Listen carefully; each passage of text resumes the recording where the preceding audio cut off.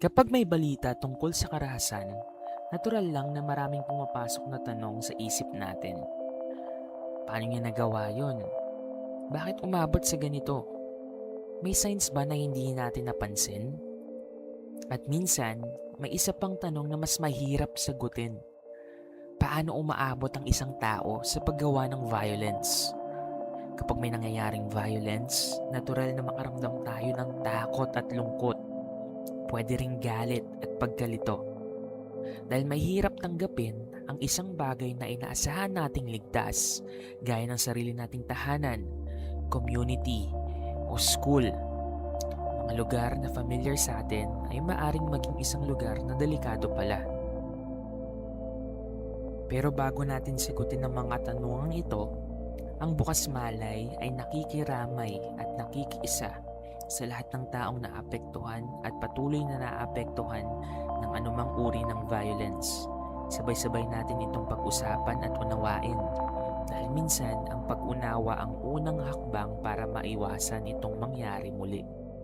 Pero paalala lang din, ang pag-unawa sa karahasan ay hindi nangangahulugang kinukonsinti natin ito.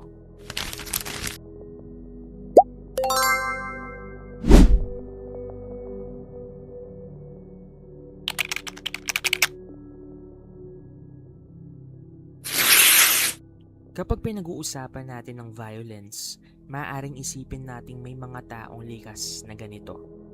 Pero ayon sa psychology, merong mas complicated na ibig sabihin nito. Sa karamihan ng cases, ang violence ay hindi product ng iisang dahilan lamang. Hindi ito simpleng result ng galit or isang pangyayari. Karaniwan, ang violence ay bunga ng combination ng biological, psychological, social, at environmental factors na nagsasama-sama sa paglipas ng panahon. Sa psychology at public health, ang violence ay hindi lang simpleng galit o pananakit. Ito ay ang sadyang paggamit ng physical force o kapangyarihan laban sa sarili, sa ibang tao, or isang grupo na maaaring magdulot ng pinsala. Ngunit mahalagang maintindihan na bago pa mangyari ang violence, karaniwan ay may mahabang prosesa muna itong pinagdadaanan. Hindi ito biglang nangyayari na lang. According to venerable researchers, isa sa mga pinakakilalang paliwanag ng violence ay ang frustration-aggression hypothesis. Ayon dito, kapag paulit-ulit nating nararanasan ng pagkabigo, rejection, humiliation, or pakiramdam na wala tayong kontrol sa buhay natin, which are essentially frustration, maaring lumabas sa atin ng aggression. Pero mahalagang linawin na hindi lahat ng frustration ay humahantong sa violence. Sa katunayan, karamihan sa atin ay nakakahanap ng healthy ways upang ilabas ang ating emotion. Kaya hindi sapat ang frustration lang para magkaroon ng karahasan. May iba pang factors na need natin i-consider, kagaya ng pakiramdam ng social isolation, kawalan ng support, emotional regulation difficulty, exposure sa violence mismo, at minsan ay ang paniniwalang wala ng ibang paraan para mapakinggan o makita ang kanilang pinagdadaanan. Kapag pinagsama-sama ang mga ito, maaring makabuo sila ng tinatawag natin na pathway towards violence. Hindi ito nangyayari sa isang araw lang. Madalas, ito ay isang proseso. Sa isa nating episode, napag-usapan natin ang need for belongingness. Ito ay isa sa mga pinakamahalagang psychological needs ng isang tao. We crave for that feeling to belong. Kapag nararamdaman natin kabilang tayo, mas mataas ang possibility na maging resilient tayo sa pagharap sa problema at stress. Pero kapag pinaulit-ulit nating nararanasan ang rejection, humiliation at exclusion, maaari itong magkaroon ng effect hindi lamang sa emosyon, kundi maging sa paraan ng pagtingin natin sa sarili at sa ibang tao. Minsan, ang pakiramdam ng pagiging invisible ay nagiging mas masakit pa kaysa sa inaakala natin. Dahil bilang tao, hindi lang natin kailangan ng pagkain at tirahan. Kailangan din nating maramdaman na mahalaga tayo. Kapag may violence, madalas nating ma-associate ito sa galit. Kumbaga, we view violent people na puno sila ng galit. Pero ayon naman sa mga pag-aaral, ang galit mismo ay hindi problema. Ito ay isang normal na emotion.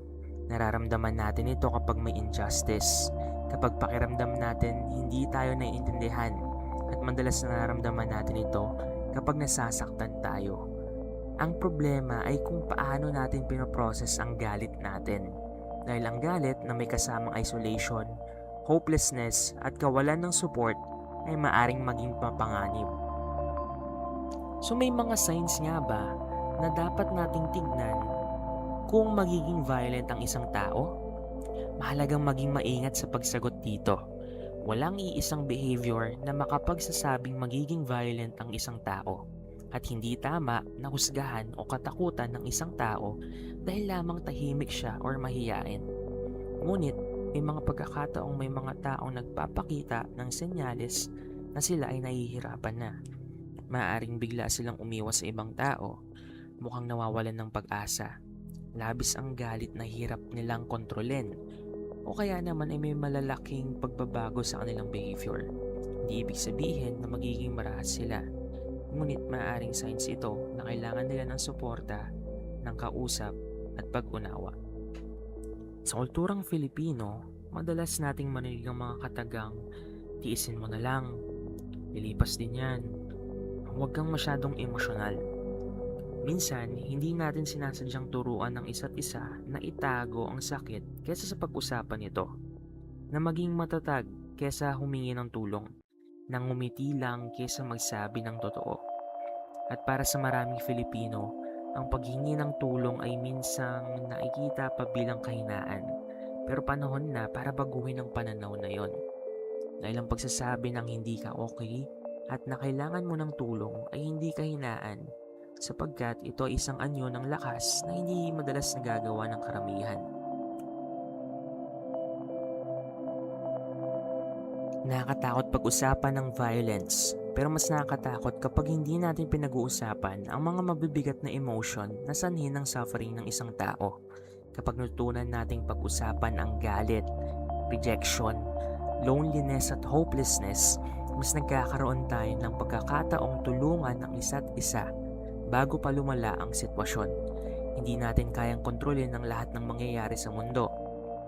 Pero maaari tayong maging bahagi ng isang community na marunong makinig, marunong makapansin, at marunong magtanong ng okay ka lang ba?